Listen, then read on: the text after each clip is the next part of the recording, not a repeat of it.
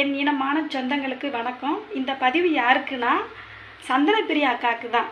நம் தியாகியார் பசுபதியார் பெற்றெடுத்த தவ புதல்விக்கு தான் இந்த பதிவு. அந்த அக்கா மேடையில் நல்லா மைக் பிடிச்சி பேசியிருந்தாங்க. பசங்க யாரும் அருவா எடுக்கக்கூடாது அப்படின்னு சொல்லியிருந்தாங்க.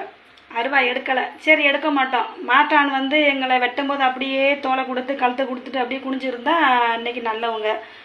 அப்புறம் ஒன்று, பட்டியல் வெளியேற்றம். இதை பற்றி இந்த அக்கா பேசுகிறாங்களே, பட்டியல் வெளியிட்டதுக்கு இந்த அக்கா எத்தனை கருப்பு கொடி பிடிச்சிருப்பாங்க, எத்தனை கருப்பு சட்டை போராட்டம் பண்ணியிருப்பாங்க, எத்தனை உண்ணாவிரத போராட்டம் பண்ணியிருப்பாங்க, எத்தனை சாலை மறியல் போராட்டம் இந்த அக்கா பண்ணியிருப்பாங்க. ஐயா இறந்துட்டாரு, சரி ஐயா இறந்து ஒரு வருஷம் கணக்கில் இந்த மாதிரி எங்கள் அப்பா இறந்துட்டாங்க, இந்த சமுதாயத்துக்காண்டி நான் வர்றேன், நான் எல்லாமே உறுதுணையாக நிற்கிறேன் அப்படின்னு வாக்குறுதி கொடுத்து நீங்கள் அப்போவே அந்த காலகட்டத்திலேயே நீங்கள் சமுதாயத்தில் போராட்டங்கள் எத்தனையோ நடந்திருக்குது. எல்லாத்தையும் நீங்கள் கலந்துக்கிட்டு நீங்கள் இன்னைக்கு பேசியிருந்தா உங்கள் பேச்சு எடுபடும்.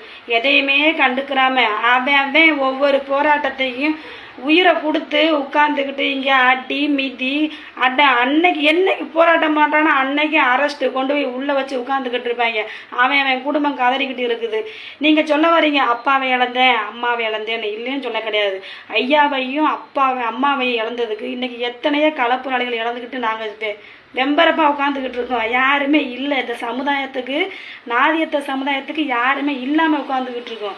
கேளிகைப்படி இல்லாமல் உட்காந்துக்கிட்டு இருக்கோம். நீங்கள் என்னத்தை கேட்டீங்க?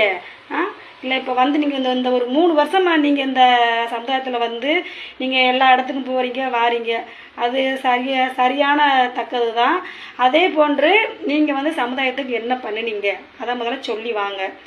அப்புறம் இந்த சமுதாயத்துக்கு நான் இல்லாமல் எதுவும் பண்ண முடியாது அப்படிங்கிற வார்த்தை நீங்கள் சொல்லக்கூடாது. இங்கே களப்புறாளிகள் ரொம்ப பேர் இருக்காங்க.